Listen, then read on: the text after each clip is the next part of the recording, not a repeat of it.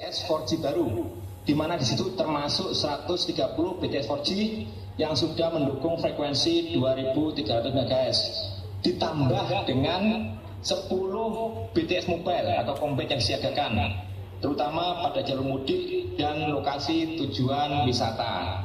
Di sini kami juga Ramadan Idul Fitri 2018 ini kita langsung dari yang pertama, area 1 Sumatera. Silakan area.